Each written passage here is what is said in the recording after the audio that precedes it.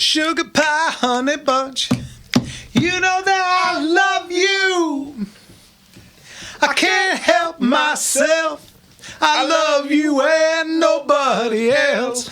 Welcome back, everybody, to Gunslingers right here on the Gunslinger Syndicated Radio Network. Let's see. I got about 16 different lines with Rick's name on. Let's see if this Hit one one. He is everywhere. Rick, are you there? Yeah, I'm here. There you are. Okay. Kevin's doing he's doing everybody's job tonight again, so everything's a little goofy. What is going on? Well, it's been a busy week. We had our fundraiser yesterday at Compton Rod and Gun down in Southern California, and that was a lot of fun. Had a lot of people come out.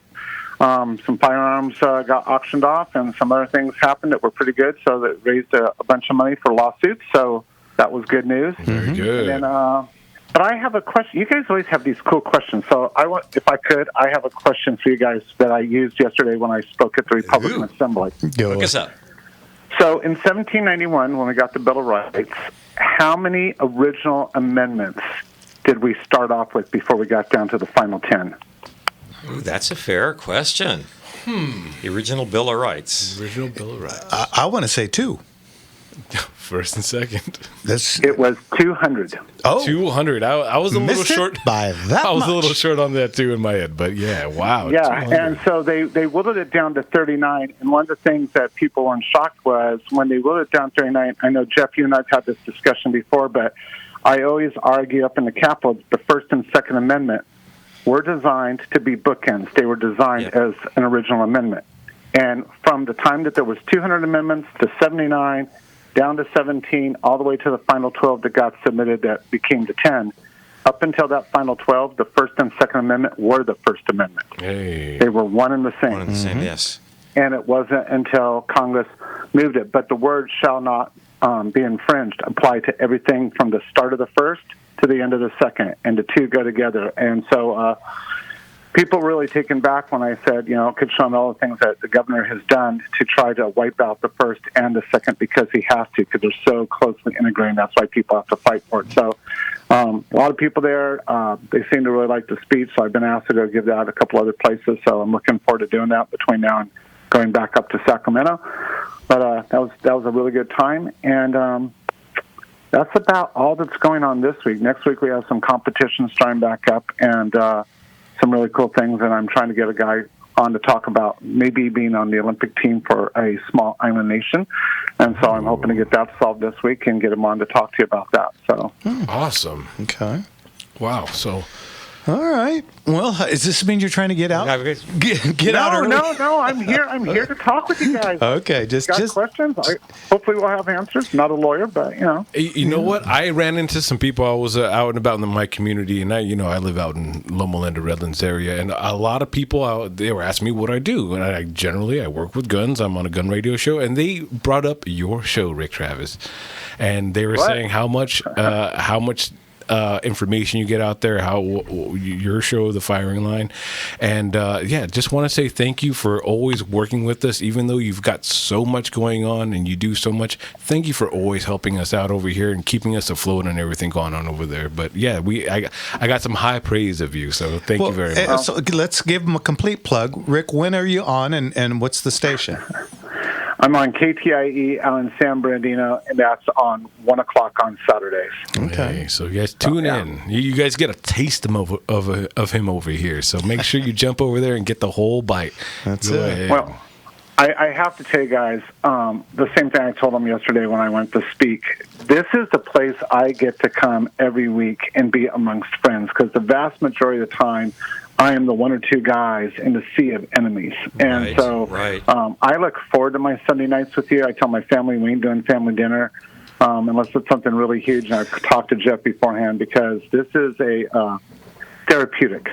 I'll just put it that way, to be with you guys. Hey, Well, appreciate that. Yeah, we love being an Jeff, outlet you're for my you. therapy.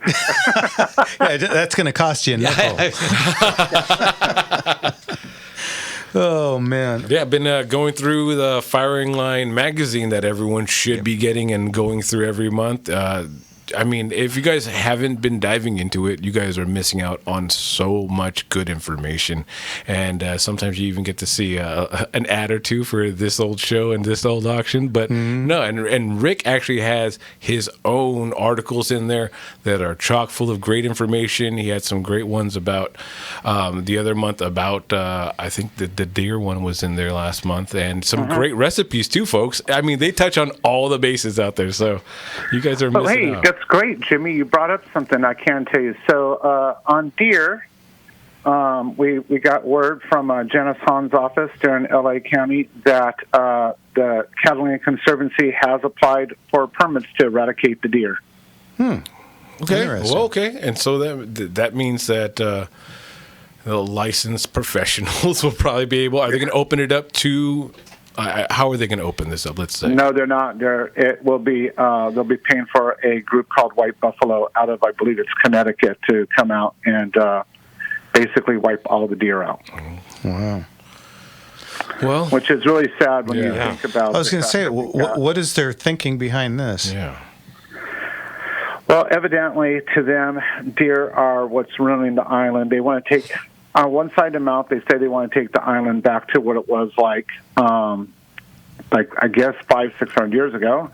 And but at the same time, they've got wineries that are being established on the island which weren't there, condominiums, other things. So I don't buy the argument. No. Instead of bringing in a whole nother faction of people that would enjoy their beautiful island and all, and having Wait. They have buffalo on the island. That is not exactly indigenous to the island, is it? They swam. No, but they have a contract, too, with Native Americans, and so they're going to be keeping the bison. In fact, they may be getting some more bison. That's also at the heart of this big argument, is because bison do a lot more damage than deer do. Of course they do. Yeah. And they're bringing a company called White Buffalo or Buffalo something. Methinks they don't protest too much. Yeah, so... Well, you can just be sure if the left's in charge of it, it's going to get screwed up. Yeah, so... so we're going to do what we can to try to save deer in Catalina, but it is an uphill battle. So, well, wait a minute, but we're bloodthirsty, right-wing conspiracy theorists love to kill everything, guys. How are we trying to save these deer? Yeah, I know. Yeah. Isn't that interesting? It's always the bad guys that are actually trying to save everything. Yeah, go figure. Stop being so heroic, bad guys. They must be eating the wine, the grape plants or something. There's nothing worse than a drunk deer. That's funny. Since you brought that up, which is great because now I can say something about that. So well done. But, I mean, for deer, grapevines and arugula are like crack cocaine. They will find it no matter where it's at. So one might think that might have something to do with it, except, yes, the owner of the island is also the owner of the vineyard. Oh, no way. I'm shocked to see gambling taking place in this. I tell you. I know. Jeez. So the plot doesn't thicken. Okay. It actually thickens. Well, really quick, Rick, because I just had an auction, of course, this has been asked of me about 600 times in the last 2 weeks, and I'm sure you know what I'm leading up to. Any advancement? No, there's no advance, and I guess now, besides what I'm being told online on your Facebook page, I owe you a lemon meringue pie. I guess I owe you another lunch because we've had no advance yet. But, Of course, what we're talking about is the so-called excise tax. It's 11% on anything firearm-related ammo. In California. Yeah, in California. On top of the already existing, for us, it's 10.25. 10.25 now, plus 11. So you buy a firearm, it's 21.25% in L.A. County. I think you've done a good job, though, of training the state, because everywhere I go to speak, before I can even get up to the podium, I at least have one person says hands going up. They're like, "So what's the status on?" And then they just start rattling off the lawsuit. Yeah. Is there a correlation, not a conspiracy theorist like Jeff, I am not a conspiracy theorist, is there any correlation between the elimination of the one gun per 30 days and the imposition of the 11.5% tax? In other words, the more guns you buy, the more revenue streams into the state? Yeah, but that doesn't make sense because they just passed 3 guns per month. Yeah. That's the limit. Well, and as Governor Greasy decided to sign any of these, or is it Not still yet, in limbo? But, he's still got a week and a half. So, well, I'm sure he will find a opportune time to do that. let's hope he's out I was going to say something really rude. I won't. Which way is the presidential wind blowing? Yeah. Well, let's hope he's out, governing in some other state for a while. Yeah. Okay. Well, Rick, if anybody wants to join or donate their time or their money, how do they get a hold of And you? they should. Yeah, CRPA.org. And if they have questions, seriously, people, reach out to us. You can address it at contact@crpa.org, and we will answer. Yes, All right, sir. very good.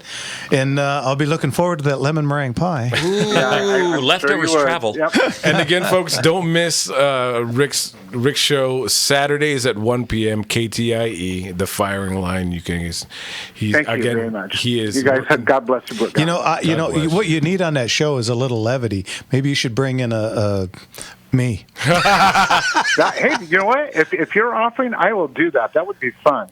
Anytime you want. We You all know live that. fairly close, so if you ever need a hand, just give us a jingle. Usually, every other time I've done it, it was on Skype, Scoop, whatever, yeah. Zoom. Yeah, I'm so technical. Great. I'd love to do that. Anytime you want. You do that, Rick. All right, Rick. Okay, take care. We'll talk to you next God week. bless you, Rick. All right, bye-bye. Bye.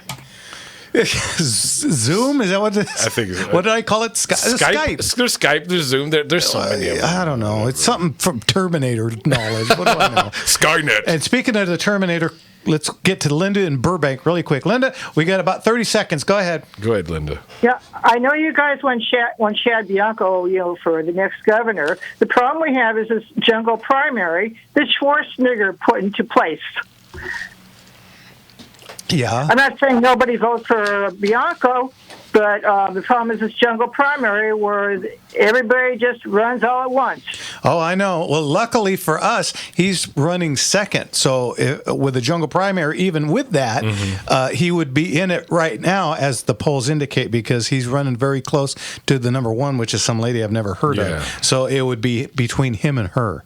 So hopefully, I hope so. Yeah, me too. Absolutely. Okay, Linda, thanks for the call, and thanks for waiting. Linda. We'll talk to you later. You say.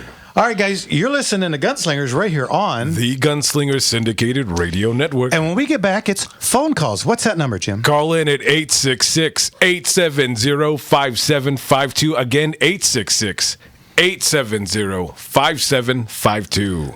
We'll be right back. Yeah.